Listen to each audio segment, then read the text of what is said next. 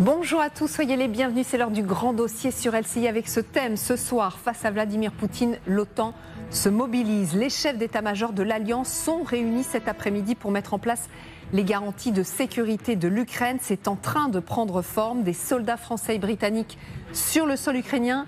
Les États-Unis en renfort, mais seulement pour du renseignement et du soutien aérien. Sur ce point, c'est Donald Trump qui l'a confirmé hier soir, on pourra l'entendre. Il l'a confirmé dans une interview. Le sommet, Poutine-Zelensky, de son côté, est également en préparation. Alors c'est assez flou pour le moment, où, quand, comment les chancelleries s'activent. Bref, les choses s'accélèrent, mais tout cela ne sert à rien si la Russie n'est pas d'accord. Et devinez quoi ? La Russie n'est pas d'accord. Nous ne pouvons accepter qu'il soit désormais proposé de résoudre les questions de sécurité collective sans la Fédération de Russie. Cela ne fonctionnera pas. Nous avons déjà expliqué à plusieurs reprises que la Russie ne surestime pas ses intérêts, mais que nous défendrons fermement et sans concession nos intérêts légitimes. Et je suis sûr qu'en Occident, et surtout aux États-Unis, on comprend parfaitement que discuter sérieusement des questions de sécurité sans la Fédération de Russie est une utopie, une voie sans issue. Et voilà, ça ne mène à rien. L'analyse maintenant, Ludmila Tokieva, bonjour. Chroniqueuse chez Euradio, consultante en politique publique. Niagale Bagayoko, bonjour. Chercheuse en relations internationales et enseignante à Sciences Po. Gallagher Fenwick, bonjour. Bonjour Magali. Grand reporter, spécialiste des questions internationales. Et le général Nicolas Richaud est également en direct avec nous. Bonjour général, ancien commandant de la 7e brigade blindée. La même question un peu à vous tous, Ludmila Tokieva. Finalement, est-ce qu'il n'a pas un peu raison, Sergueï Lavrov ? Là, on voit que les Occidentaux, l'OTAN est en train de s'organiser pour mettre en place ces garanties de sécurité. Est-ce que c'est pas mettre la charrue avant les bœufs ? C'est-à-dire que si la Russie dit qu'elle n'est pas d'accord, ça peut faire capoter l'accord. En fait, les garanties de sécurité peuvent marcher dans deux cas. Premier cas, c'est que la Fédération de la Russie accepte ces garanties de sécurité pour l'Ukraine, telles qu'elles sont conçues par le président Trump et aussi en coordination avec les Européens et l'Ukraine. Ou, dans l'autre cas de figure, c'est que les Européens, les États-Unis et les Ukrainiens, en dépit de tout ce que dit par rapport de la part des Russes, on avance avec les garanties de sécurité qu'on a conçues. Mais ça veut dire qu'ils vont pas être acceptés par la partie adverse et ça veut dire qu'il y aura une confrontation directe. Que c'est aujourd'hui qu'on entend encore une fois Lavrov dire qu'ils ne sont pas prêts à accepter n'importe quelle garantie de sécurité pour l'Ukraine, ça, c'est pas une surprise. C'était déjà quelque chose très, très clair, malheureusement, depuis déjà 2 jours. Quand Trump il a eu cette discussion avec Poutine, malheureusement, il a pris son souhait pour la réalité. Son souhait et son désir ardent d'avoir la paix en Ukraine pour ses propres buts complètement personnels et très égoïstes, on peut dire comme ça. Et le fait que Poutine, il est impliable sur le fait qu'ils vont protéger leur intérêt en Ukraine. C'est ce que Lavrov vient de dire. Quels sont les intérêts en Ukraine ? C'est de faire en sorte que l'Ukraine reste dans la sphère d'influence russe, qu'elle ne bouge pas de iota et qu'il n'y a pas de force de réassurance, des soldats de l'OTAN, de n'importe quelle autre présence occidentale sur le territoire ukrainien. Donc, pas de surprise là-dessus. Pas de surprise, mais c'est un avertissement lancé quand même aux Occidentaux alors que les chefs d'état-major de l'OTAN sont en train de se réunir. Je pense qu'une autre manière de poser la question, c'est se demander si la Russie a un droit de veto sur ce que nous proposons et ce que nous pourrions faire en matière de sécurité pour l'Ukraine. Rappelez que la Russie est l'agresseur et donc il y a quand même une extrême ignominie à se dire que c'est à la Russie de décider des manières dont l'Ukraine peut se défendre. Ne pas oublier que tout récemment, la Russie a proposé de garantir la sécurité de l'Ukraine. On comprend ce que ça veut dire et comment elle le ferait, c'est-à-dire en forçant l'Ukraine à la capitulation, en occupant la totalité du territoire, en disant « ne vous inquiétez pas ». On garantit la sécurité et l'intégrité de ce territoire. Non, il faut que nous décidions par nous-mêmes en concertation avec les Ukrainiens. Encore faut-il que nous en ayons les moyens et la volonté. Et c'est aussi cela qui est en train d'être discuté et décidé par les chefs d'état-major otaniens qui se réunissent en ce moment même par visioconférence, parce qu'il y a encore une fois 3 éléments à prendre en compte. Les moyens qui sont à notre disposition, la volonté politique d'engager tout ou partie de ces moyens et la gestion des éventuelles réactions russes. Et ça met en jeu notre aversion au risque ou notre capacité à gérer les risques. Parce qu'il ne faut pas mentir aux gens, oui, il y a des risques autour de ces questions. Général Richoux, on a les moyens et est-ce qu'il y a la volonté politique, d'après vous? Je reprends les questions de Gallagher. Oui, les moyens. D'abord, je suis tout à fait d'accord avec ce que vient de dire Gallagher. On voit pas très bien pourquoi la Russie aurait un droit de veto dans cette affaire-là. Et elle a bien sur son territoire les Nord-Coréens, me semble-t-il. Ils n'ont demandé l'autorisation à personne. Donc, l'Ukraine, qui est un pays souverain, a parfaitement le droit d'appeler des alliés à être sur son territoire. Je ne vois absolument pas pourquoi la Russie pourrait s'y opposer. Les garanties de sécurité de l'Ukraine, c'est à l'Ukraine de les définir et non pas à la Russie. Alors, est-ce qu'on a les moyens? Bien entendu, on a les moyens.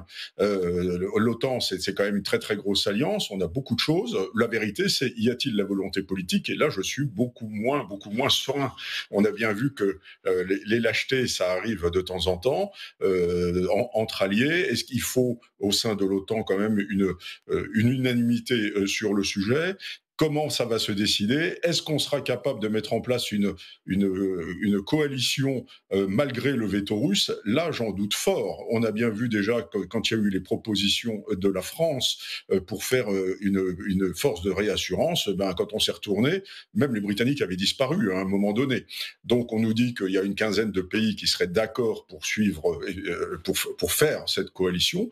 Eh bien moi j'attends, parce que dans ma carrière militaire, croyez-moi, les gens qui ont fait des promesses et qui ne les ont pas tenues, les États, j'en ai vu un sacré paquet. Donc j'attends pour voir, et pour le moment, je ne vois pas les conditions, très très franchement, d'un déploiement de forces de l'OTAN sur le conflit, sur le territoire ukrainien, dans le cadre de... non mais c'est intéressant ce que vous dites, parce que notre question à nous, est-ce que des soldats français bientôt seront déployés sur le sol ukrainien? Ça, vous n'y croyez pas? Regardez ce que dit Donald Trump. La France, l'Allemagne, le Royaume-Uni veulent des troupes sur le terrain dans le cadre des garanties de sécurité pour l'Ukraine. Il y a la volonté politique d'Emmanuel Macron. Ça, c'est une certitude pour vous? Alors, la volonté politique d'Emmanuel Macron existe, mais la France n'ira pas seule. Et il me semble déjà que les Allemands, contrairement à ce que dit Donald Trump, ont déjà expliqué qu'ils n'iraient pas. Me semble-t-il. En tout cas, n'y mettrait pas de troupes au sol. Donc, vous voyez, il faut vraiment être très prudent. Effectivement, la France est assez pushy, mais la France n'ira pas seule. Il ne faut pas se leurrer, la France n'ira pas seule. Alors, ce qu'il y a sur la table, vraisemblablement, ce sont des sources qui se sont confiées à Bloomberg. Voilà à quoi ça pourrait ressembler, ces garanties de sécurité pour l'Ukraine. Il y a plusieurs phases. Donc, ça pourrait être... Là, vous posez la question, la générale, combien de pays? Peut-être 10 pays européens qui seraient prêts à envoyer des troupes en Ukraine une fois la guerre à grande échelle menée par la Russie terminée. Donc peut-être une dizaine de pays. La première phase du plan, avant d'envoyer ces hommes, ce serait quand même se concentrer sur le renforcement de l'armée ukrainienne par la formation et le renforcement des effectifs. Et une autre partie du plan impliquerait un soutien américain, notamment le partage de renseignements, la surveillance des frontières, les livraisons d'armes et éventuellement la défense aérienne. La défense aérienne américaine, Donald Trump l'a confirmé lors d'une interview hier soir. Écoutez. En matière de sécurité, les dirigeants européens sont prêts à envoyer des troupes sur le terrain. Nous sommes prêts à les aider, notamment si vous parlez du transport aérien, car personne d'autre ne dispose de ce dont nous disposons. Vraiment, ils n'ont rien de tel. Et à l'instant, alors je le lis, je le découvre avec vous, apparemment il y a les Anglais qui seraient prêts à participer à cette défense aérienne. C'est le chef des forces armées britanniques qui va proposer à son homologue américain qu'il est prêt à envoyer des troupes pour défendre le ciel et les mers de l'Ukraine. Mais pas en première ligne, évidemment, en Russie. Là, les choses sont en train de prendre forme quand même, ça s'accélère. Les choses prennent forme, en effet, mais les plans d'opération, les concepts d'opération, on en a vu beaucoup qui ont été conçus et qui se sont heurtés à l'absence de volonté politique. Et pour ajouter un élément à tous les critères qui ont été évoqués précédemment, il y a celui de l'unité aussi politique, y compris à l'intérieur même des pays. Au sein de la France même, on sait qu'il peut y avoir débat sur ces questions-là, même si la majorité de l'opinion publique est fort heureusement consciente du risque que peut représenter la Russie. Tout ça va coûter extrêmement cher. Il va y avoir des enjeux budgétaires sur ces questions qui vont se poser. Est-ce qu'elles seront l'objet d'arbitrage favorable à la mise en œuvre effective de tous ces choix? Je pense que c'est une vraie question aussi qu'il ne faut pas mésestimer. Avec la rentrée politique qui s'annonce, avec la rentrée politique qui va être très compliquée, d'être au cœur des discussions. Exactement. Oui, c'est des questions très justes. Après, je trouve que quand même la condition première de garantie de sécurité, qui était d'ailleurs évoquée par le président Macron dans son entretien à Darius Rochban, c'est l'armée ukrainienne forte. Oui. Et ça c'est un signal, non ? Ça, c'est un signal important, c'est-à-dire que la démilitarisation de l'Ukraine, dont rêve la Russie et Lavrov, qui a répété plusieurs fois, il n'y aura pas ça. De toute manière, l'Ukraine ne va pas se démilitariser toute seule, même si on n'a pas le soutien qu'on a de tous nos alliés. Ça, c'est très clair, puisqu'on n'existerait plus après. Si on parle de l'armée ukrainienne forte, robuste, ça veut dire qu'il faut l'équipement, il faut l'armement, il faut ça sur long terme. Et de ça parle le président Zelensky dans l'entretien, dans sa conférence de presse après le rencontre à la Maison-Blanche. Et il précise qu'effectivement, la partie ukrainienne, il a une idée plutôt un plan, de solliciter une aide américaine ou bien des alliés autour de 100 milliards d'euros, on peut dire, parce qu'il a donné la somme en dollars. Et ça, il faut effectivement aller trouver ça, aller trouver qui des alliés, des coalitions de volontaires pourraient s'inscrire dans la durée pour achat des équipements. Et ça peut aussi être les équipements coproduits par les Européens et les Ukrainiens sur le sol ukrainien ou bien européen. Pas forcément que l'équipement américain. Mais c'est vrai que l'Ukraine et l'Europe, malheureusement, c'est ça l'évidence, restent dépendantes d'équipements américains. Et Trump, il est très conscient de ça. Il met en avant cette importance le fait qu'on compte sur les États-Unis dans ces moments-là. Pardon. Juste pour abonder dans votre sens, oui, sur l'équipement américain qui n'est pas un don, qui est une vente, donc qui doit être financée. Donc les États-Unis attendent finalement de la part des Européens qu'ils contribuent à la fois à faire fructifier l'industrie américaine de l'armement et aussi à financer ce réarmement de l'Ukraine. Et à mon avis, c'est aussi là que le bas blesse. Il n'y a peut-être pas d'unité, effectivement, aujourd'hui, d'où peut-être un manque de volonté politique pour pouvoir mettre en place cette fameuse coalition des volontaires. Sauf que, on l'a entendu dans les discours, il y a quand même une prise de conscience. Malgré les traités, malgré les promesses, l'invasion russe, elle a eu lieu en 2022. Ça, les Alliés en sont conscients. Sans peut-être troupes occidentales au sol ukrainien, rien n'empêchera la Russie de recommencer. Mais c'est pour ça que je ne suis pas tout à fait d'accord avec cette idée qu'il n'y a pas de volonté politique. Je pense qu'il y a une volonté politique très très forte. Je pense qu'effectivement, tout le monde est conscient de l'effort budgétaire à fournir et auquel il va falloir consentir pour assurer ces garanties de sécurité, parce que en miroir ou regard de cela, les gens sont également conscients des coûts d'une éventuelle défaite de l'Ukraine qui serait très largement supérieure humainement, militairement, financièrement, économiquement, politiquement, géopolitiquement, à cet engagement sur le terrain. Sur la partie américaine, j'étais un peu pris de court quand vous avez parlé de défense aérienne américaine. En fait, il faut faire attention, me semble-t-il, dans les propos que Donald Trump tient sur Fox News, dans la matinale hier matin, il parle de transport aérien. Donc on parle, si vous voulez, d'une opération en soutien et pas en appui. Il est où le contraste et où est la différence ? Le soutien, vous faites de la logistique, vous faites du transport de troupes, de matériel, du ravitaillement. L'appui, éventuellement, vous bombardez, vous interceptez. Je ne crois pas, vous imaginez bien que ça ferait la une de tous les journaux, que le président américain a dit oui à des aéronefs américains qui seraient engagés dans des missions d'interception et de bombardement. Je pense qu'il y a quand même une subtilité, vous avez raison, ça n'a rien à voir. Il faut faire attention à ce qui peut être perdu dans l'interprétation des propos. Après, là où je vous accompagne, c'est Donald Trump. il godille énormément sur ce sujet. Il y a des petits virages du côté de l'Ukraine, de grandes embardées du côté de la Russie, donc c'est pas toujours évident de le suivre. Il faut rappeler qu'il allait en Alaska pour exiger un cessez-le-feu, il en est ressorti avec une exigence qui est celle d'un accord de paix global et tout de suite sans passer par la case cessez-le-feu, alors que juste avant il y avait eu un coup de fil avec les Européens. Zelensky, il lui a dit cessez-le-feu, pas de problème, s'il n'y a pas ça je sors de la pièce. Donc il est très changeant sur ce sujet.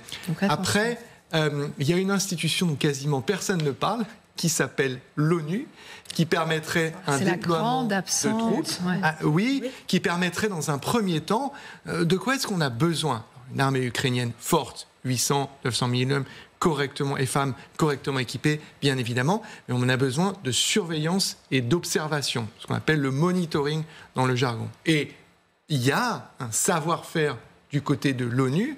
Alors on peut parler des bilans très mitigés sur différentes zones, mais en matière de surveillance, donc ce n'est pas un mandat, si vous voulez, de maintien de la paix ou d'intervention, de surveillance, il y a une utilité, me semble-t-il, onusienne sur un premier rideau. Mais les Américains, ça c'est pareil, il ne faut pas se leurrer, du fait de nos faiblesses, notamment matérielles, sont essentiels. Ils sont essentiels dans le satellitaire, dans le renseignement, mais aussi dans ce qu'on appelle le hardware, donc poste de commandement, etc. Donc ce sont des structures otaniennes qui sont faites pour ça et dont nous, Européens, dans le cadre d'une mission telle qu'on est en train de la penser, la prospectiver, la définir en ce moment, serions assez handicapés s'il fallait faire ça complètement pour les Américains. Général, juste... Oui.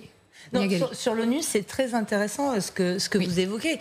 À mon avis, c'est une option qui sera exclue d'entrée parce que il faut savoir quand même que Donald Trump a coupé la plupart des budgets. Les Russes ont le droit de veto. Il y a surtout cette question, en effet, c'est ce que j'ai abordé, du droit de veto.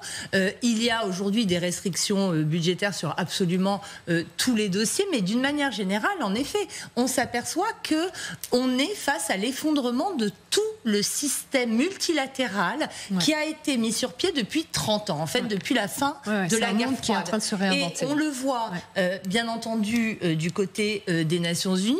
On le voit aussi, finalement, avec le refus de recourir à cet article 5 de l'OTAN, parce qu'on est en train d'envisager, finalement, de créer une coalition ad hoc, totalement émancipée des cadres institutionnels mis en place dans les organisations multilatérales. Et pour finir sur ce point, la question de savoir si Vladimir Poutine sera accueilli dans certains pays, y compris la Suisse, moi je suis quand même extrêmement choquée de voir que la Suisse est capable d'envisager de revenir sur ses engagements sur le traité de Rome. Alors très bien, elle dira que c'est pour pour le statut de Rome, pardon. Elle est capable que c'est parce que pour parler de paix, etc. Provisoirement, elle pourrait il y a quelque chose que l'on n'a pas voulu voir au cours des 10 ou 15 dernières années, c'est qu'un principe, c'est un principe. Pourquoi les accords de paix sont violés ? Pourquoi, en effet, le multilatéralisme s'effondre ? Parce qu'on transige avec ces principes. Et malheureusement, même cette façon dont se précipitent des pays comme l'Autriche, la Hongrie, c'est encore un cas et on va revenir ça sur les c'est inquiétant quand même. Bien sûr, effectivement. Tous les principes, là, aujourd'hui, sont bafoués. Sont bafoués, y compris par les démocraties qui estiment les défendre. Général, vous nous aidez aussi à y voir peut-être un peu plus clair sur les garanties de sécurité. Encore une fois, on le rappelle, les chefs d'état-major de l'OTAN sont en train de se parler pour tenter de les mettre en place. Est-ce qu'il y aura coordination ou pas ? C'est la grande question. À quoi ça pourrait ressembler ? Alors, Deep State, c'est un site de cartographie dont on parle beaucoup ces derniers temps parce que c'est vrai que ce sont des sources qui sont extrêmement fiables. Et donc, ce site met à jour ses cartes sur la guerre en Ukraine. Donc, quotidiennement, elle a rassemblé toutes les dernières déclarations de responsables, notamment américains, occidentaux, sur ce à quoi pourraient ressembler ces garanties de sécurité. Ça pourrait être ça. Donc vous allez nous aider à la commenter. Donc ce qu'on voit, les points bleus, là, ce sont les bases de la coalition des volontaires. Donc on le voit, c'est loin du front. Les petits points bleus, ciel, c'est plutôt... Donc là, c'est les troupes ukrainiennes qui resteraient postées sur la ligne de front. La couverture aérienne et satellite des États-Unis, donc sur la zone jaune. Et tout ce qui est un peu rose, orangé, évidemment, c'est la zone qui continuerait d'être contrôlée par la Russie. Ça vous paraît plausible ou pas ? Bien, écoutez, ce que l'on voit là, finalement, c'est une ligne de front qui est figée. Encore faut-il que les Russes veulent bien que la ligne de front soit figée. On se rappelle qu'ils n'acceptent qu'un cessez-le-feu à partir du moment où ils alignent le front sur les limites des oblasts qu'ils ont annexés à la Constitution de Russie. Et on voit 3 bases, finalement, qui sont un peu à la poignée de l'éventail, qui permettraient d'intervenir dans des directions. Si vous voulez, sur le plan de la carte, c'est assez logique. J'ai pas grand-chose à dire là-dessus, si ce n'est qu'il manque la question principale à cette carte. Et d'ailleurs, c'est pas un problème géographique, c'est quel mandat. Parce que si vous avez des forces, même de la coalition, mais imaginons qu'on puisse aller sur le terrain et qu'on se déploie en Ukraine, quel est notre mandat ? S'il y a des garanties de sécurité, ça ne peut être que des garanties de sécurité, d'intervention, si l'Ukraine est attaquée. Donc les seules garanties de sécurité qui valent seraient des garanties de sécurité de type Corée du Sud avec les États-Unis après 53, c'est-à-dire lorsqu'ils ont laissé la 53e division d'infanterie. Aujourd'hui, ils ont encore 30 000 hommes là-bas avec beaucoup de matériel, etc., qui sont prêts à intervenir si la Corée du Nord, attaquait.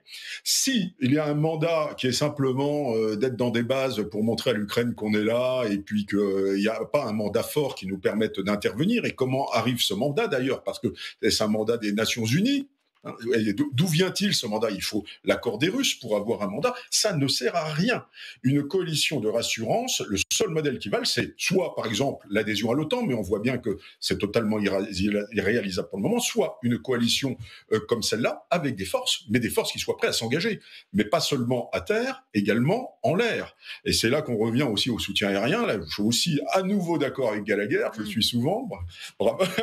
Mais on parle de transport stratégique. C'est quoi la défense antiaérienne qu'on nous propose ? À aucun moment, cette défense antiaérienne ne vaut que si on est capable d'intervenir et d'abattre des avions et des missiles adverses. Si c'est simplement pour transporter, c'est pas mal, mais si on transporte des troupes qui n'ont pas de mandat pour intervenir, ça ne sert à rien. Donc la carte, elle est belle, mais elle ne parle pas du principal, c'est-à-dire un mandat fort qui permet de tenir la Russie en respect. Donc qu'en est-il de cette affaire-là ? Et là, très franchement, à ce stade des négociations, j'ai encore beaucoup de doutes et d'interrogations. C'est une question qu'on va pouvoir poser à Camille Grand, qui est également en direct avec nous. Bonjour, ancien secrétaire général adjoint de l'OTAN. Quel pourrait être le mandat de ces troupes occidentales donc engagées pour les garanties de sécurité de l'Ukraine, d'après vous ? Alors effectivement, le mandat doit être le plus clair possible, et il ne s'agit pas d'observateurs, il ne s'agit pas de forces de maintien de la paix. Il y aura peut-être, en complément dans le processus de paix, le choix de déployer des observateurs chargés de suivre le respect du cessez-le-feu le long de la ligne de front. C'est pas le mandat dont on parle aujourd'hui. Il s'agit d'une force de réassurance qui est là pour rassurer les Ukrainiens sur le fait qu'ils seront aidés si les hostilités repartent, et dissuader les Russes, ou en tout cas les faire réfléchir à 2 fois avant de reprendre les hostilités. Donc ça suppose d'avoir des forces qui soient crédibles au plan militaire. C'est une question de volume, mais c'est aussi une question de capacité. Et c'est là que l'élément aérien joue un rôle important en complément des forces qui seraient déployées sur le terrain, et qui soient tout à fait capables de se défendre elles-mêmes, notamment contre les menaces aériennes de type drone ou avion. Donc on a vraiment besoin de quelque chose qui ait un mandat très clair, qui soit le mandat d'une force capable d'agir sans avoir besoin de repasser par, je ne sais pas, le Conseil de sécurité des Nations Unies et donc un éventuel veto russe ou que sais-je encore, mais bien qu'il y ait un mandat net de pouvoir réagir si le cessez-le-feu est rompu par la Russie, et si c'est non seulement... Alors, on a un petit problème de liaison. Camille Grand, est-ce que vous nous entendez ? Donc, il faudrait que ce soit, vous le dites, écrit noir sur blanc, que cette force puisse intervenir immédiatement sans avoir besoin de redemander l'autorisation du Conseil de sécurité de l'ONU. Et quand on dit intervenir, c'est-à-dire répliquer sur la ligne de front. On est d'accord, si jamais les Russes attaquaient de nouveau l'Ukraine, ce sont des soldats français, britanniques qui viendraient sur le front. C'est des soldats qui pourraient être amenés à réagir à un point donné du front. C'est des soldats qui pourraient être amenés à abattre un avion ou un drone russe qui les attaquerait. C'est des soldats qui pourraient être amenés à demander du soutien aérien pour faire ça. Donc, il faut bien avoir en tête qu'on parle d'un système post-cessez-le-feu. Donc ce serait bien une réponse à la violation de l'accord de paix ou de l'accord de cessez-le-feu. Et c'est la garantie que dans une telle hypothèse de violation du cessez-le-feu par la Russie, l'Ukraine ne serait pas seule pour réagir. Vous avez entendu Donald Trump hier sur justement les moyens aériens qui pourraient être déployés en appui de cette force-là. Alors c'est vrai qu'on s'était dit, bon, c'est peut-être une défense aérienne qu'il propose. Peut-être pas. Gallagher et le général ont eu des doutes il y a un instant. Il pourrait s'agir que de transport de matériel, par exemple. Comment est-ce que vous voyez les choses ? Alors, on ne sait pas, et c'est tout l'objet des discussions au siège de l'OTAN aujourd'hui. C'est des discussions qui, évidemment, vont devoir durer un petit peu. Il y a déjà eu pas mal de discussions au sein de la coalition des volontaires, mais comme les États-Unis étaient restés en dehors de ces discussions, on est effectivement dans un peu un doute sur quelle pourrait être la nature de la contribution américaine. Alors, on peut aller d'une contribution plutôt symbolique et politique, des Américains qui disent s'il se passe quelque chose, nous serons là, mais on ne sait pas bien comment, à une contribution très concrète, c'est-à-dire qui irait jusqu'à des troupes au sol, ça Donald Trump l'a exclu, mais on peut avoir une présence aérienne qui va être très importante s'il n'y a pas d'hostilité, parce que les Américains ont des moyens, notamment de renseignement et de surveillance, que les Européens n'ont pas, en tout cas pas dans les mêmes volumes, et qui peuvent de ce point de vue-là aider de manière très utile à surveiller ce qui se passe le long de la ligne de front et de voir s'il se prépare quelque chose. Donc ça, c'est toute une partie des activités qui peut être très précieuse et où l'armée de l'air américaine a des moyens que n'ont pas forcément les Européens. Et évidemment, dans le cas d'une reprise des hostilités, les armées de l'air européennes et a fortiori avec le soutien de l'armée de l'air américaine ont un avantage considérable par rapport à une armée de l'air russe qui a été assez diminuée et qui n'a pas les mêmes capacités techniques. Et donc ce sera tout à fait décisif s'il est nécessaire de mettre un coup d'arrêt à une tentative russe de reprise des hostilités. Donc c'est là que le rôle des États-Unis doit être bien clarifié, parce que c'est important précisément pour que cette paix dure et pour dissuader la Russie de se lancer dans un test de cette force, parce que les Russes y réfléchiront probablement à deux fois s'ils se disent que non seulement ils peuvent tomber sur des forces européennes, mais ils peuvent aussi tomber sur des forces aériennes américaines. C'est forcément sur la table cet après-midi. Concrètement, comment est-ce que ça se passe, une réunion comme ça des chefs d'état-major de l'OTAN? Là, ils sont réunis cet après-midi en visioconférence. Est-ce que vous imaginez qu'ils arrivent à se coordonner, par exemple? C'est ce qu'on appelle le comité militaire de l'OTAN. Donc, c'est présidé par le président du comité militaire, qui est l'ancien chef d'état-major italien.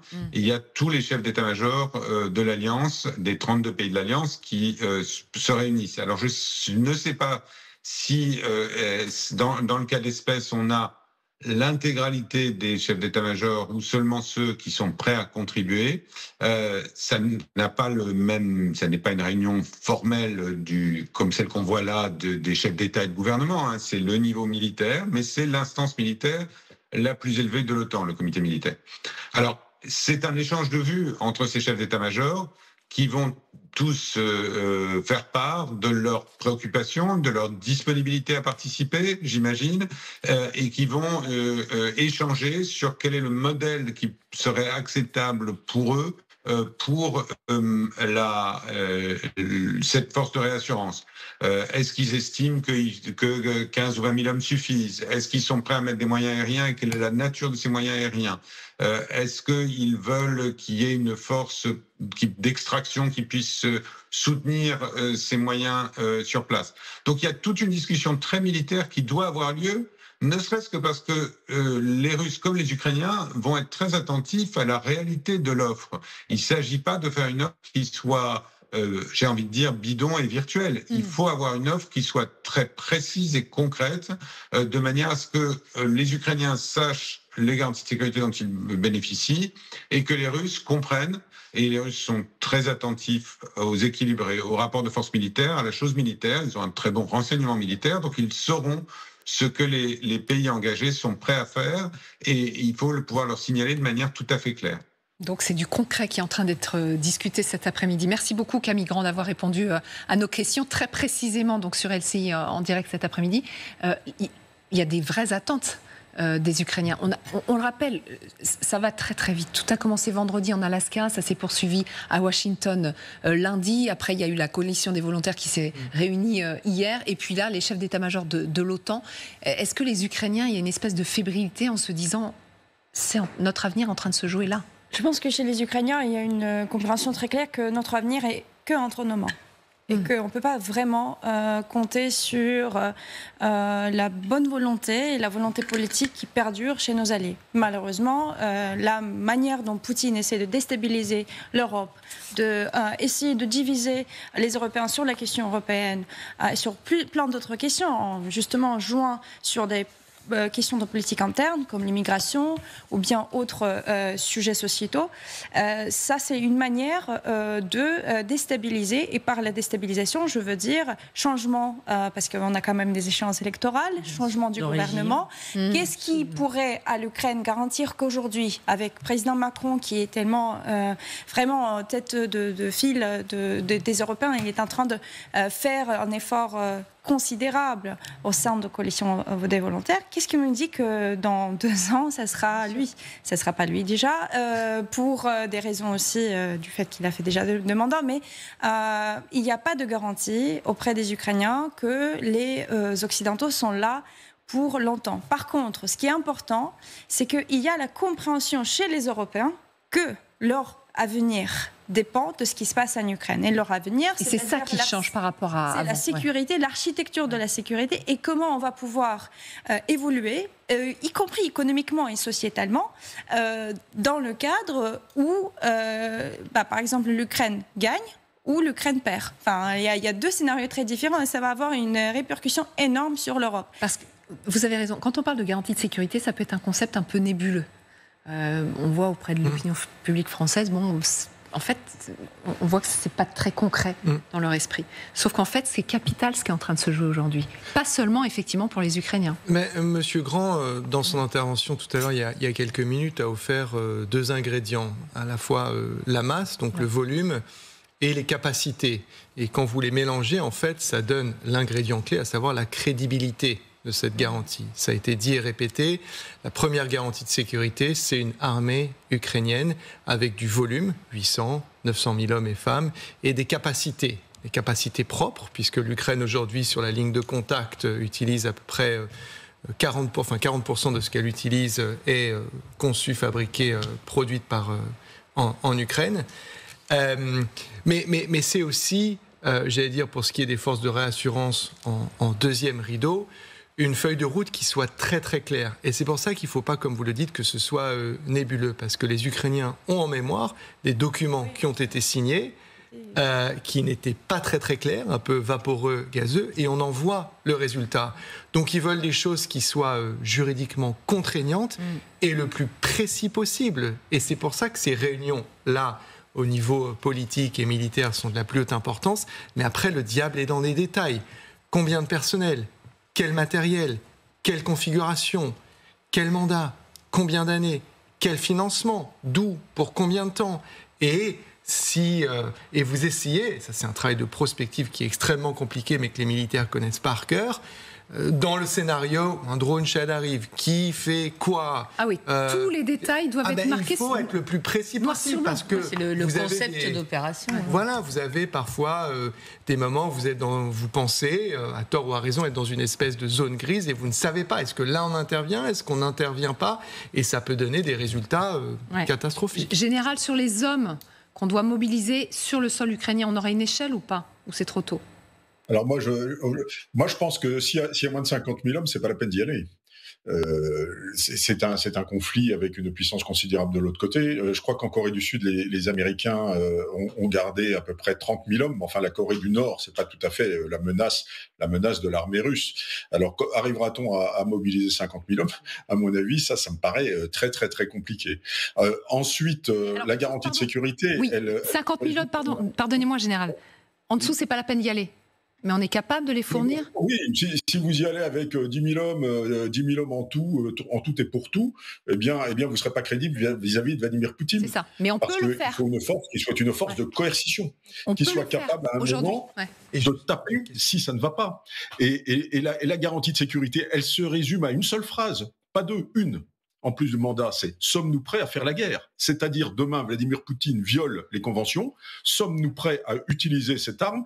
Les forces qu'on a envoyées sur le terrain sont-elles suffisamment importantes ? Et sommes-nous prêts à aller au carton contre l'armée russe ? C'est ça la véritable question. Si c'est pour avoir des troupes, des garanties de sécurité qui ressemblent à la FNUL au Liban, elles sont aussi bonnes que partout, les forces du Liban. Nous, on en envoie 800 en permanence.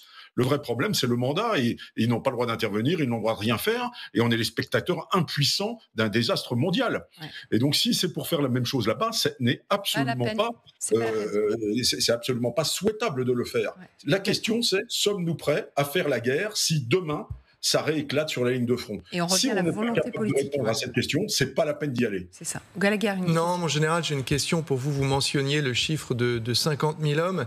Ça veut dire 150 000 hommes ou 50 000 hommes ? Parce qu'on sait que généralement, on a 50 000 hommes. Si on a 50 000 hommes sur le terrain, ça veut dire qu'on en a 50 000 à l'entraînement et 50 000 au repos. Ça veut dire qu'il faut être capable de mobiliser en permanence 150 000 hommes en turnover de 50 000. Alors peut-être un peu moins, peut-être qu'à 40 000, il y a peut-être un minimum. Après, c'est les états-majors qui doivent le calculer. D'où ce genre de réunion importante, parce que on fait le point du possible dans ces réunions d'état-major militaires. Et ensuite, ça sert à planifier et pour être prêt, pour pouvoir anticiper. Mais dans tous les cas de figure, vous êtes obligé de multiplier par 3. Donc de toute manière, en dessous de 30-40 000 hommes, ça ne passe pas. Si vous voulez vraiment dissuader Vladimir Poutine, il faut une force robuste, capable d'intervenir demain, très très bien équipée et être capable de durer. Et ça veut dire 50 000 qui y sont, 50 000 qui rentrent, 50 000 qui partent. Donc c'est pour dire l'ampleur du défi.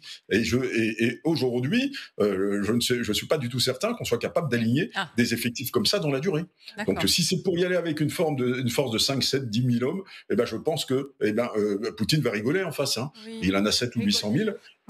Voilà. Donc je pense vraiment, et sera-t-elle prêt à faire la guerre ? Je veux dire, c'est toujours pareil. La force est dissuasive. Si vous avez 50 000 hommes, vous êtes plus dissuasif et vous êtes plus prêt à faire la guerre que vous avez 10 000, vous êtes sûr de vous en prendre une si les Russes commencent à s'énerver. Bon, les enjeux sont clairs, nets et précis. Le volume est important pour la dissuasion. S'il n'y a pas le volume, il n'y aura aucune dissuasion vis-à-vis de l'armée russe. Donc c'est simplement pour mettre en garde du défi immense qui est posé aux Occidentaux dans cette affaire-là. Ouais.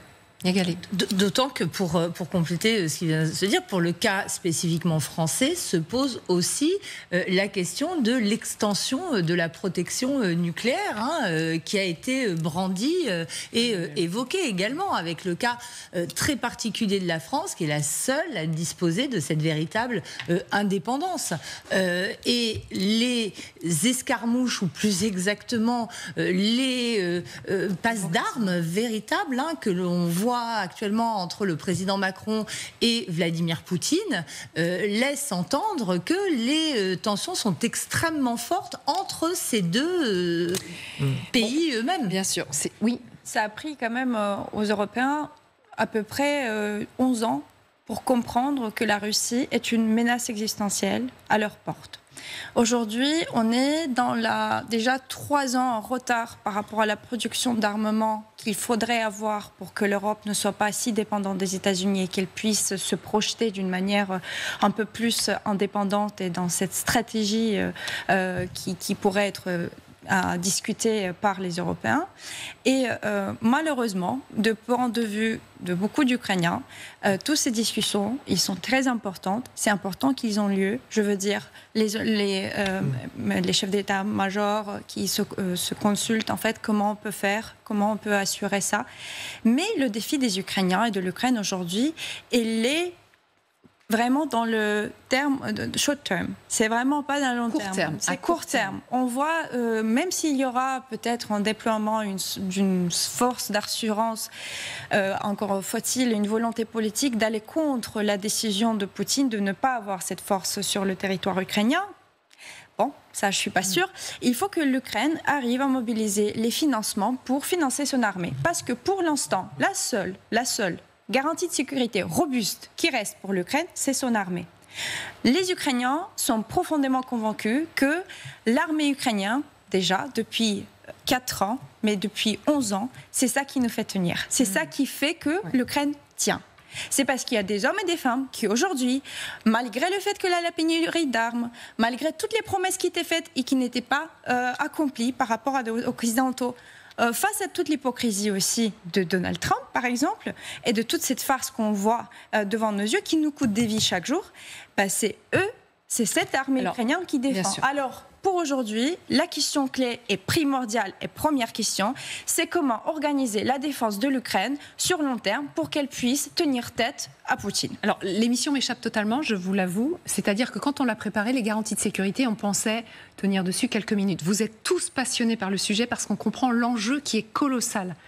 Et ce n'est pas rien ce qui est en train d'être discuté cet après-midi par les chefs d'état-major de l'OTAN. On voit la responsabilité et les conséquences qu'il pourrait y avoir. Mais ces conséquences, justement, on est en train de parler de l'Ukraine et c'est évidemment fondamental, essentiel. Pour compliquer cette équation, mettez-vous à la place des Baltes, les Estoniens, les Lituaniens, les Lettons, qui regardent cette histoire de troupes de réassurance avec un œil, j'allais dire, doux amer. Pourquoi ? Parce que quand on parle de 150 000 hommes, comme vient de le faire le général Richoux, les Baltes, ils pensent à leurs frontières, à eux.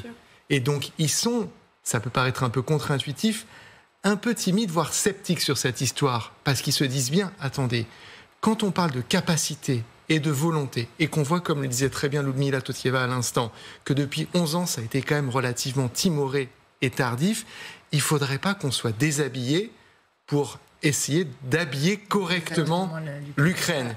Donc, vous allez voir des levées de boucliers qui peuvent paraître très surprenantes. Les Polonais, par exemple, qui ne sont pas du tout allants parce qu'eux disent, écoutez, nous on fait le job sur nos frontières avec cet ogre, pour reprendre l'expression employée par Emmanuel Macron concernant la menace russe, ou la Fédération de Russie plus tôt. Donc nous, on reste chez nous et on fait ce qu'on a à faire pour défendre l'Europe et l'espace otanien depuis la Pologne. Les Estoniens qui bénéficient d'une présence française avancée permanente sont sceptiques. Les Lituaniens qui viennent de récupérer une promesse de présence allemande pareillement. Donc eux, ils risquent de compliquer un petit peu les discussions qui sont en cours également à l'OTAN en ce moment. Sommes-nous prêts à faire la guerre ? C'est la question centrale donc, de l'après-midi avec cette réunion en cours des chefs d'état-major de l'OTAN. Il y a ce sommet Poutine-Zelensky qui est en préparation, on va y revenir dans un deuxième temps, et il y a l'épineuse question des concessions territoriales.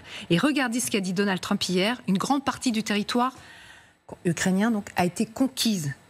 Ce territoire a été conquis, les Ukrainiens parlent toujours du Donbass, mais le Donbass est détenu et contrôlé à 79% par les Russes. Bon, ça c'est les chiffres de Donald Trump, chacun le comprend. Général, qu'est-ce que vous décodez là dans la phrase de Donald Trump ? Est-ce que ça veut dire que pour lui le sort du Donbass, ça y est scellé ?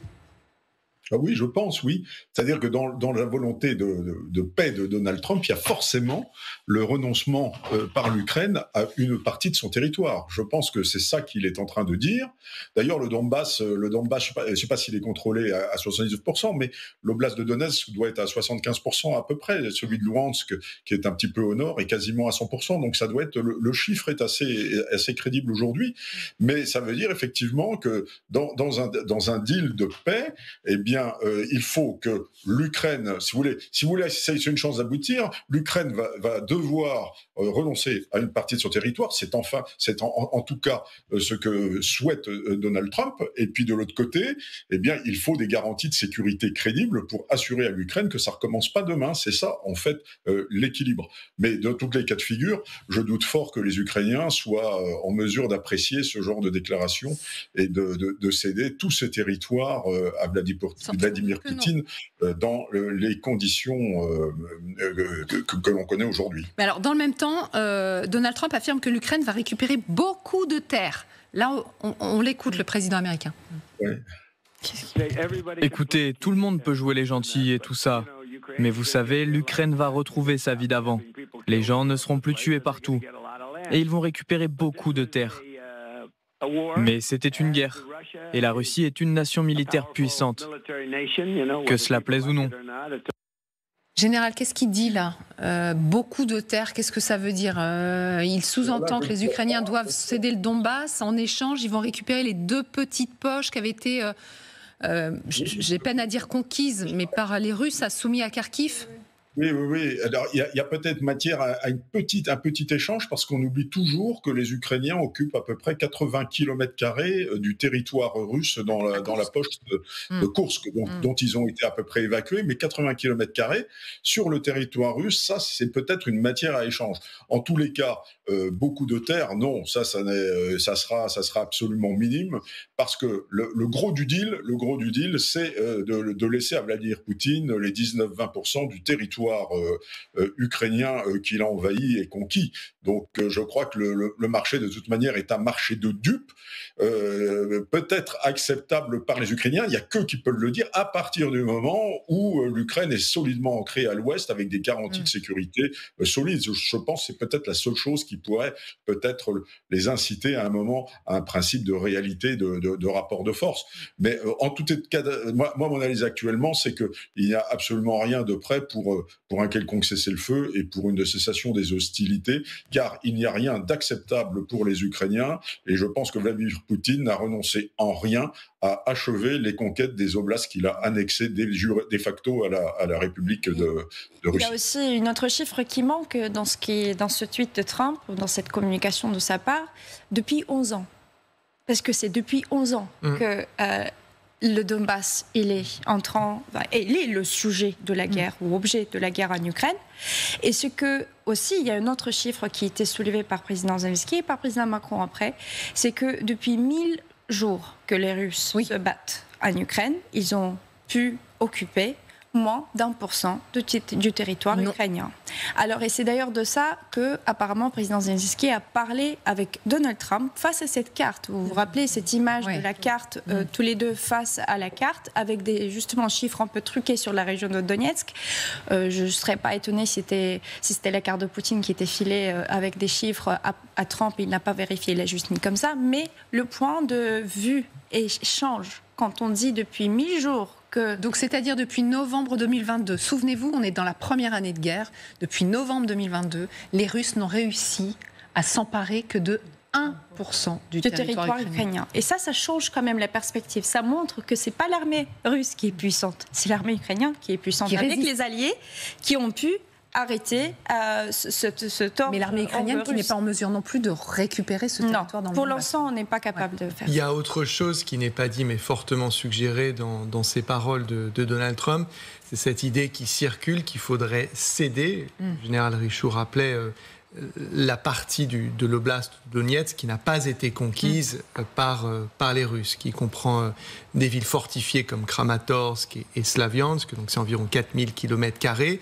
À ma connaissance, et je sais que le général Richoud, en plus d'être ancien commandant de la 7e brigade blindée, est historien militaire, dans quel conflit est-ce qu'on a cédé dans le cadre d'un accord pour parvenir à une paix, une trêve, un cessez-le-feu, à l'agresseur, la puissance occupante, des terres qu'il n'a pas militairement conquises, donc qu'on lui a données par le biais d'un accord, afin de parvenir à, encore une fois, trêve, cessez-le-feu, accord de paix. Vous posez la question, ça me paraît relativement inadit. Ouais. Général. Moi, je n'ai pas d'exemple historique. Je rappelle quand même en 1870-71, où on s'est pris des pilets.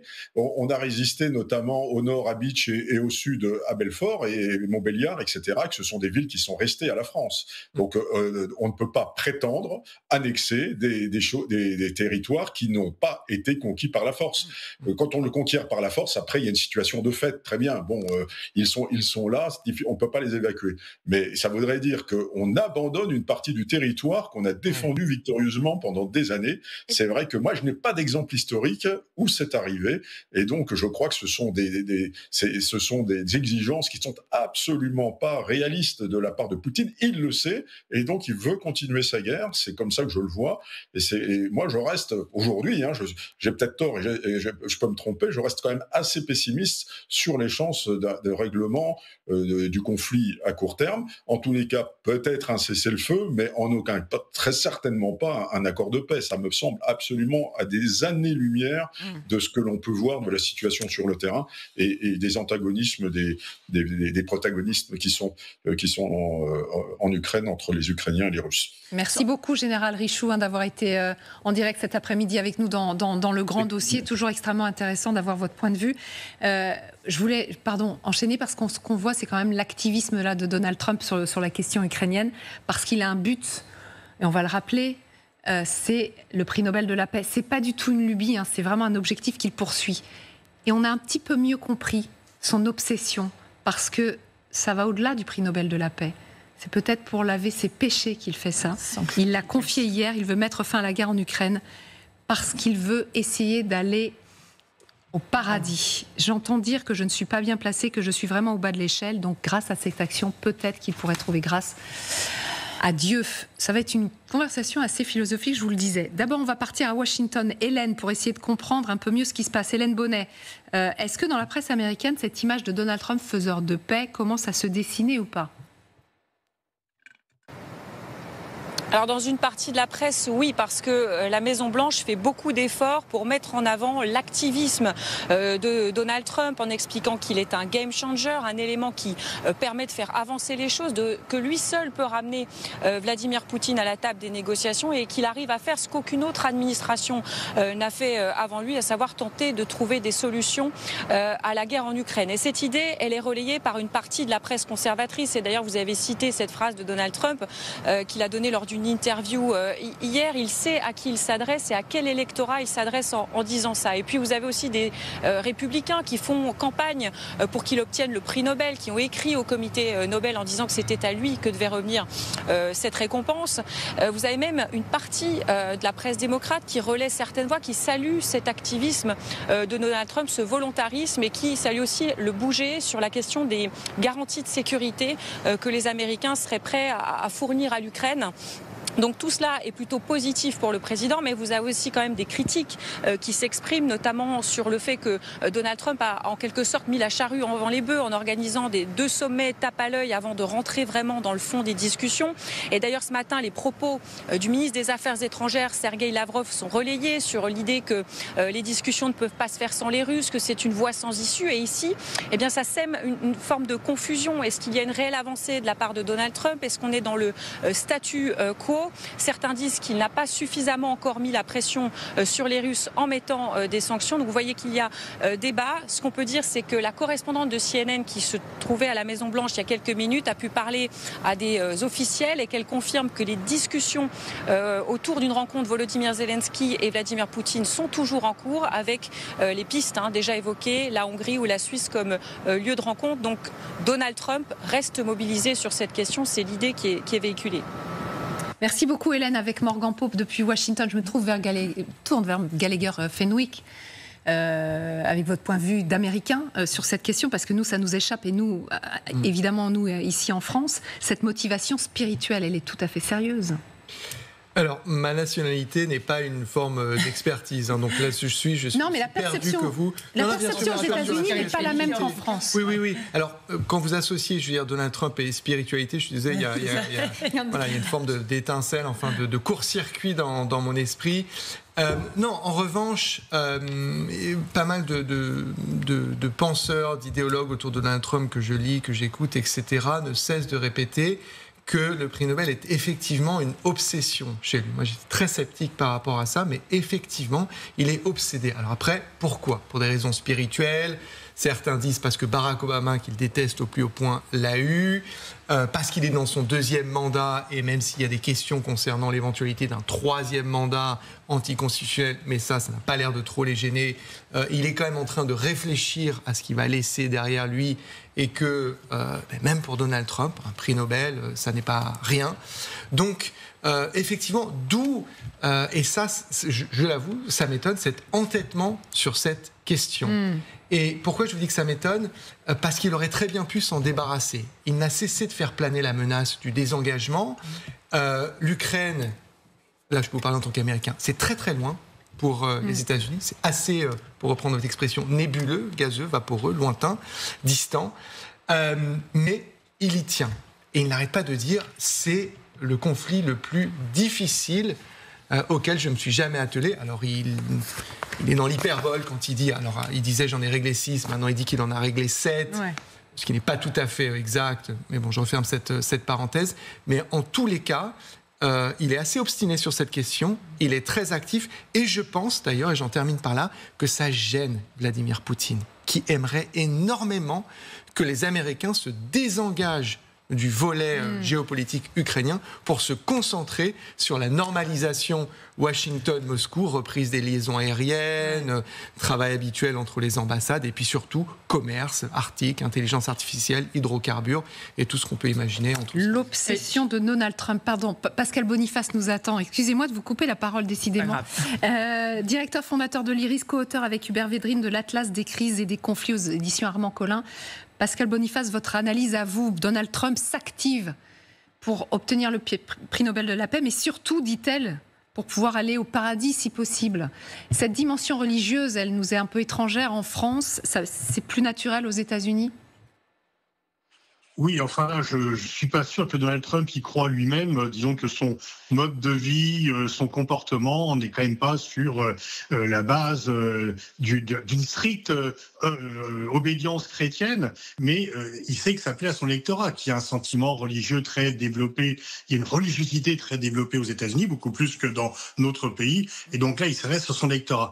Et quant au prix Nobel de la paix, oui, Kalaya Fenwick l'a dit, il y a le fait de dire Obama l'a eu, il n'est pas question que je ne puisse pas l'avoir, parce qu'il est légitime, et donc on voit bien que le fait de mettre en scène que toute visite d'un chef d'État étranger vienne saluer et dire que c'est quand même lui qui le mérite, de Benjamin Netanyahu au chef d'État africain, et donc on voit que c'est une obsession, mais je veux dire, non seulement, effectivement, il n'a pas résolu 6 guerres, contrairement à ce qu'il a dit, non seulement il soutient l'opération Israël à Gaza, qui n'est pas tout à fait quand même éligible au prix Nobel de la paix, et que Benjamin Netanyahu n'est peut-être pas le meilleur parrain pour l'obtenir, et que rien n'est réglé en Ukraine, mais les membres du prix Nobel de la paix, ils regarderont plutôt quel respect tu as du droit international, quel aspect, comment tu vois les institutions multilatérales, est-ce que tu développes une politique brutale ou non?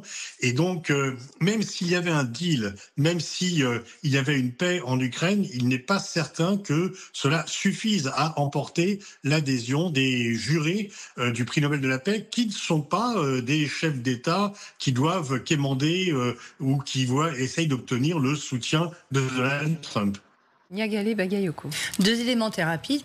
D'abord, il faut quand même savoir qu'il y a toujours du lobbying pour obtenir le prix Nobel de la paix et que tout le monde en fait. Contrairement à ce qu'on croit, il y a des candidatures, il y a des dossiers qui sont déposés par tout le monde. Ce n'est pas un prix qui est attribué comme ça, sans qu'on le sollicite, la plupart du temps en tout cas. La deuxième chose, pour en revenir à l'aspect spirituel derrière cette aspiration pacifiste, qui en effet tranche avec la campagne très isolationniste qui a été faite par Donald Trump, mais aussi avec la posture des démocrates précédemment, parce qu'on doit quand même constater qu'il n'y a pas eu de grands acquis sur quelque théâtre que ce soit de la part de l'administration Biden. Mais sur le côté spirituel, il y a, depuis l'installation au pouvoir de Donald Trump, un bureau de la foi qui a été institué au sein de la Maison-Blanche. C'est la première fois que ça arrive. Et c'est cette dimension religieuse de son pouvoir, elle s'appuie sur 2 piliers au moins. D'abord un pilier catholique qui est plutôt intégré, qui est plutôt incarné par J.D. Vance, mais d'un catholicisme qu'on appelle intégraliste, qui renvoie à la mouvance très anti-pape François pour résumer, et qui est portée par le cardinal Burke d'un côté, et puis il y a la mouvance néo-protestante qui est faite à la fois d'évangélistes et de pentecôtistes, et qui est incarnée par cette fameuse télévangéliste qui s'appelle Paul White-Cain.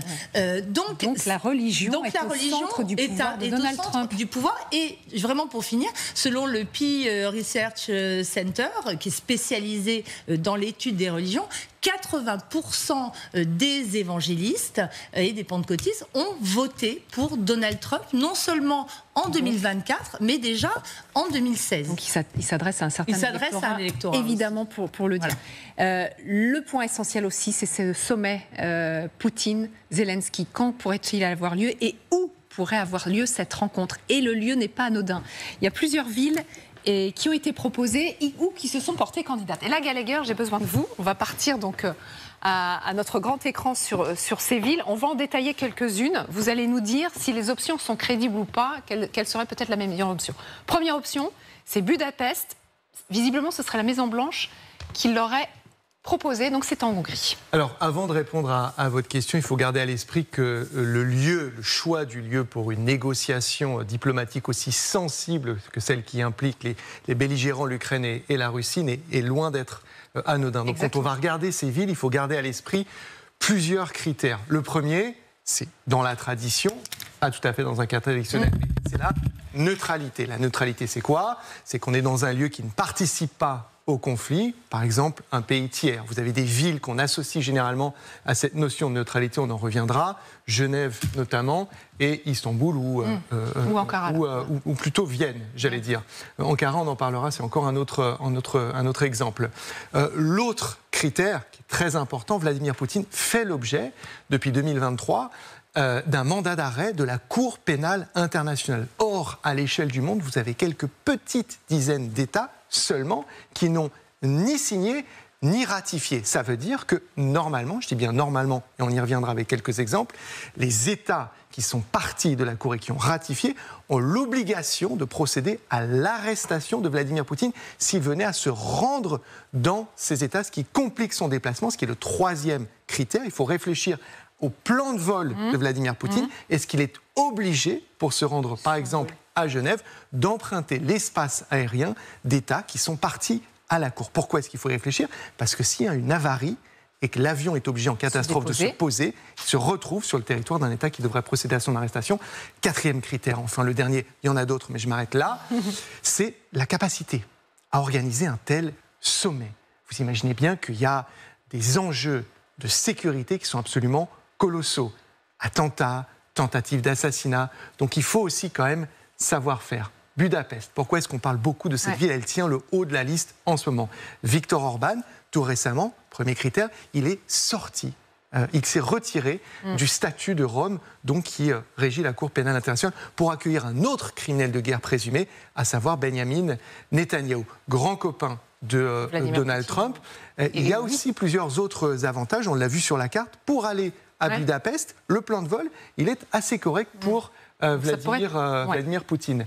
Emmanuel Macron, lui, a suggéré un pays neutre, effectivement, Genève. La Suisse Alors, et Genève. effectivement, il y a une tradition de neutralité. Genève, siège de plusieurs organisations onusiennes, l'OMC, l'OMS, le CICR, mais Genève ne plaît pas aux Russes. Pourquoi? Parce que cette ville, ce pays, la Suisse, et ses institutions sont considérées par les Russes comme étant trop pro-occidentales. Donc ça ne retient pas, pour l'instant, les faveurs de Vladimir Poutine.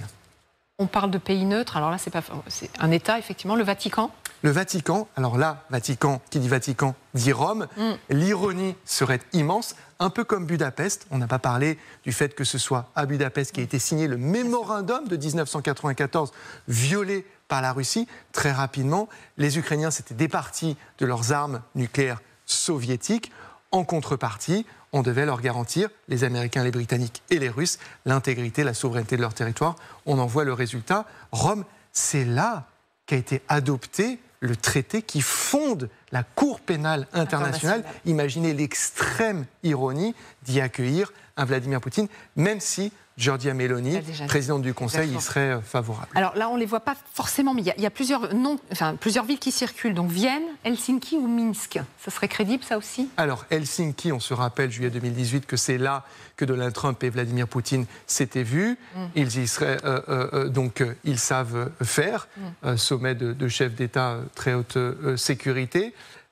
Minsk, Biélorussie, et là, les Ukrainiens n'en veulent pas pour des raisons évidentes. La Biélorussie, alliée de la Russie, et puis les accords intérimaires qui avaient été signés là-bas, Minsk 1, Minsk 2, on en voit le résultat aujourd'hui sur le terrain.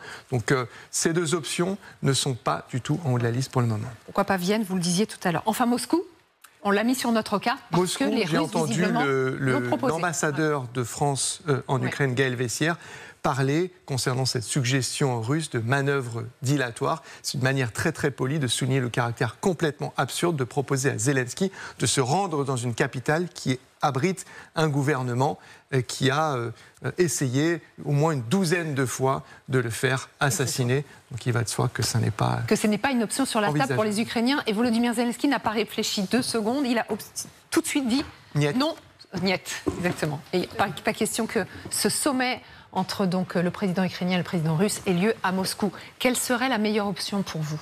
Je pense que cette rencontre-là n'aura pas lieu. Ah non. Et Poutine fait tout pour un peu signaler ça. Et qu'est-ce que Trump lui a proposé? Il lui a proposé, quand il a appelé à Poutine, de faire un trilatéral. Et Poutine lui rétorque et dit non, je veux voir Zelensky tête à tête. Ok. Qu'est-ce que ça veut dire? Après, on a la communication de la part des Russes qui disent ah non, nous on va pas voir pour faire en sorte que les 2 délégations, le chef d'État se rencontrent, il faut avoir beaucoup de temps de préparation minutieuse et tout. Et ce dont on parlait, aujourd'hui, les Russes ont toujours pas confirmé cette rencontre au niveau des chefs d'État. Mais ce qu'ils ont dit, c'est qu'on est prêt à augmenter le niveau de représentation dans nos délégations qui se sont entretenues à Istanbul et ailleurs. Et d'ailleurs, véritablement... Poutine ne pense pas que Zelensky est un président de l'Ukraine, déjà. Légitime, je veux dire. Pour lui, le président légitime, c'est Yanukovych, qui est toujours réfugié en Russie, qui a quitté le territoire ukrainien en 2014 parce que justement, il a, à cause de la révolution de Maïdan, il a donné des ordres pour tuer sur les civils qui étaient là en train de manifester. Alors aujourd'hui, je pense qu'on est vraiment dans une situation où Trump, il veut faire absolument tout pour aller au paradis ou autre, pour avoir cette rencontre, parce qu'il pense que ça pourrait être la première pas pour la paix. Exactement. S'il arrive à le faire, ça sera une vraie victoire. Moi, j'ai des grosses doutes parce que la volonté de la part de Poutine, elle est zéro. Pascal Boniface, cette rencontre n'aura pas lieu, dit Ludmila Tokieva. Quel est votre sentiment à vous? C'est tout à fait possible. Effectivement, Poutine peut se réfugier derrière l'argument. J'ai invité Zelensky à venir chez moi. Il refuse mon invitation. Je ne veux pas le voir.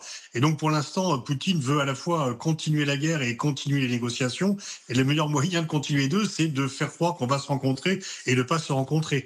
Donc, il n'est, pas certain que ce sommet à 2 puisse avoir lieu. Et s'il avait lieu, il n'est pas certain qu'il débouche sur un résultat. En tous les cas, les choses ne semblent pas bien parties. Et effectivement, c'est une provocation de la part de Poutine que d'inviter Zelensky à Moscou, mais c'est fait à dessein et c'est une façon... Le but quand même de Poutine, c'est clair, et de Trump aussi, c'est de montrer que eux sont des artisans de la paix et que ceux qui gâchent tout cela, ceux qui résistent à la paix, ce sont les Ukrainiens et les Européens. Et donc, on est toujours dans cette stratégie-là. Oui, même si Volodymyr Zelensky l'a déclaré officiellement, publiquement, je suis prêt à rencontrer Vladimir Poutine, alors que Poutine, lui, n'a rien dit. Il n'a pas fait de déclaration officielle sur ce sujet. Et comment est-ce qu'il pourrait rencontrer en face à face Volodymyr Zelensky, ce président qu'il n'a jamais nommé? Il n'a jamais, à chaque fois qu'il en parle, il parle du régime ukraino-nazi, il parle de celui qui est à la botte des Occidentaux. Jamais il ne prononce son nom. Pascal Boniface. Oui, effectivement, il le méprise, il considère qu'il faut changer le régime de l'Ukraine. Alors, il déciderait de le rencontrer que s'il y trouve un intérêt et que les conditions de l'accord sont totalement satisfaisantes. Et puis, Trump lui a demandé quand même, donc il ne veut pas tout à fait couper, mais pour l'instant, c'est plutôt pas tout à fait bien parti. C'est-à-dire qu'aussi bien à Anchorage qu'à Washington, on s'est dit on a sauvé l'essentiel, mais pour l'instant, honnêtement, on ne voit pas encore les conditions d'un accord et la volonté ukrainienne et la volonté russe sont tout à fait opposées et il n'y a pas de point médian entre les deux. Donc, on a évité une catastrophe à Washington, il n'y a pas eu d'esclandre, il n'y a pas eu de clash, mais rien n'est réglé pour le moment. Et effectivement, tout le discours de Poutine, plutôt le fait de ne jamais évoquer le nom de Zelensky, le fait d'avoir refusé de le voir, pendant très longtemps, c'est Zelensky qui, lui, refusait de voir Poutine parce qu'il considère que c'est l'agresseur et qu'il n'a pas à voir l'agresseur. Maintenant, il est prêt à faire un pas et à voir Poutine. Poutine n'a pas pris d'engagement en ce sens pour le moment. Donc il faut attendre. Et une fois encore, le fait de dire on peut se voir à Moscou, c'est une façon de dire j'ai pas vraiment envie de te voir, quoi. En fait tu viens, c'est toi qui te déplaces, c'est toi qui viens chez moi, c'est moi qui joue à domicile et c'est moi qui fixe les règles du jeu. Ce type, normalement, si on veut vraiment réussir, on négocie discrètement le lieu où ça peut avoir, et une fois qu'on s'est mis d'accord, on le proclame. Mais on ne fait pas comme ça. Mais ce qui est très étonnant quand même, c'est les Occidentaux et les affirmations qu'on a pu entendre à Washington jusqu'au chancelier Merz qui disait ça va avoir lieu dans les 15 jours. Mais c'est une manière de mettre la pression sur Vladimir Poutine. Ils font la même chose avec les conditions de sécurité américaines. C'est-à-dire qu'à partir du moment où Donald Trump a ouvert cette boîte de Pandore, tout de suite les Européens sont empressés de le mettre par écrit dans leur communiqué et de verbaliser ça à la Maison-Blanche, histoire de dire vous l'avez dit, vos paroles vous engagent. Mais comme disait l'autre, les promesses n'engagent que ceux qui les croient. Une dernière chose, on n'a pas parlé de la Turquie, qui est un candidat, à mon avis, sérieux pour ce sommet s'il devait se tenir. Ils ont, pour le coup, ils remplissent la totalité des critères que j'ai évoqués, et notamment la compétence, puisque c'est là la seule fois où Ukrainiens et Russes récemment ont négocié, notamment c'était l'accord sur l'exportation des céréales. C'était indirect, mais les Turcs savent faire. Dernière chose qui est assez fascinante, regardez le nombre de villes qui sont candidates. Ça, c'est très intéressant. Tout le monde. Pourquoi ? Parce que, outre l'aspect carte postale, vous associez le nom de votre ville à un moment historique. Et dernier mot, l'Arabie Saoudite aussi, qui aujourd'hui se pose pour s'opposer au Qatar comme médiateur des conflits internationaux. Effectivement. Merci beaucoup pour vos analyses. Merci Pascal Boniface d'avoir été en direct cet après-midi dans le Grand Dossier.